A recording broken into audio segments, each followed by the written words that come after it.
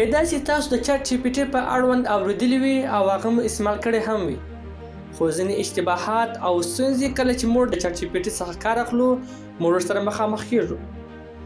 لومړی دا کله چې موږ د ده څخه معلومات غواړو ځینې وختونه دی زموږ په معلوماتو او زموږ په پوښتنو باندې نه پوهېږي. دوهم مشکل کله چې موږ د ده څخه معلومات ترلاسه کړو او بیا معلومات نور ته وړاندې کړو، هغوی پوهېږي چې دا معلومات تاسو د چټ جی پی ټي څخه اخیستي دي. او دریم کله چې موږ د چټ جی پی ټي څخه د یو څه په اړوند پوښتنه وکړو، موږ اپلاین سو یعنې صفحه ریفریش سي، بیا دې زموږ په پوښتنه باندې نه پوهېږي، بیا موږ مجبور یو تر څو د ده څخه خپل معلومات بیا ترلاسه کړو. نو دې لپاره لومړی کله چې موږ داسې معلومات غواړو موږ به دې متوجه کوو. که چیرې تاسو غواړئ یو لوګو جوړه کړئ، د مثال په ډول باندې تاسو به لیکئ چې اکټ از ا ګرافیک ډیزاینر، یعنې د یو ګرافیک ډیزاینر په حیث زما سره مرسته وکړئ.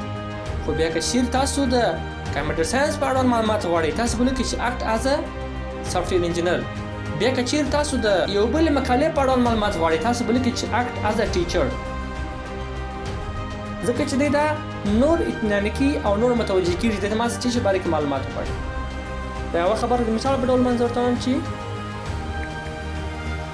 what is computer، صحیح ده. دا ګوره ما ساده پوښتنه وکړله، دې ما ته د کمپیوټر په اړه معلومات راکړله،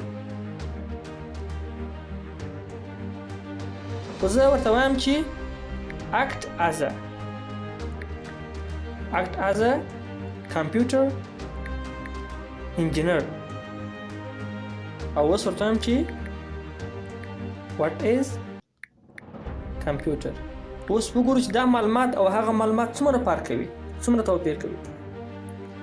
دی اوس خپله هم نه ته وایي چې as a computer engineer، یعنې د کمپیوټر انجینر په حیث وګورئ دغه معلومات او هغه معلومات څومره فرق لري. هغه معلومات ډېر بیسیک او ډېر ساده دي او دغه معلومات وګورئ څومره په زړه پورې او څومره هر برخه جلا جلا تشریح کړې ده. دا خو یوه خبره شوله. بیا که چیرې تاسو لوګو جوړوئ، تاسو به لیکئ چې اکټ از ا ګرافیک ډیزاینر، څنګه چې مخکې درته وویل. اوس کله چې تاسو معلومات کاپي کوئ د دې ځای څخه، تاسو دا کاپي بټن وهئ، دا تاسو اشتباه کوئ. هغه ولې؟ اوس یې په عملي ډول درښوم. اوس راځم معلومات دلته پیسټوم. اوس تاسو ګورئ څومره بې خوانده دي. هر څوک پوهېږي چې دا معلومات د چټ جی پی ټي څخه اخیستي دي. وګورئ دغه هشت او اسټریک علامې ټول راغلي دي، دغه معلومات هم څه بې خونده کړي دي او په دې باندې ټول پوهېږي چې دا معلومات تاسو د چټ جی پی ټي څخه اخیستي دي. کوډونه هم ورسره راغلي. نو که زه بېرته راسم او د دغه ځای څخه را سلیکټ کړم، ټول سلیکټ کړم، مثال په ډول دونه ما سلیکټ شوی. اوس دا کاپي کوم. اوس وګورو چې دا کاپي او هغه کاپي څومره تفاوت لري. وګورئ دا کاپي څومره منظم راغله، هر څه معلومات ډېر منظم، هېڅ دا ګمان نه کېږي چې دا جواب یې چټ جی پي ټي ورکړی. او بله خبره کله چې موږ دا معلومات ترلاسه کړله، اوس زه دغه معلومات چې ما ځینې اخیستو د هغه غوښتنه ځینې کوم چې دا معلومات ما ته چې راکړه په پی ډي اف فایل کې راکړئ، تر څو زه استفاده ځینې وکړم.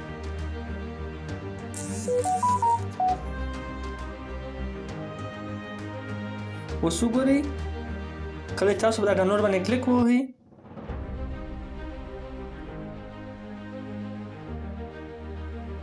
اوس په اتمان ډول دا پی ډي اف فایل ځینې جوړ شي. کوم چیرې معلومات ته خوښ وړ ګرځېدلي وي نو مهرباني وکړئ زموږ د یوټیوب چینل او همدارنګه زموږ د فیسبوک پاڼه درسره لایک کړئ او دغه ویډیو د نورو ملګرو سره هم شیر کړئ. او که چیرې بله ستونزه لرئ نو مهرباني وکړئ زموږ سره په کمنټ کې شریکه کړئ. مننه.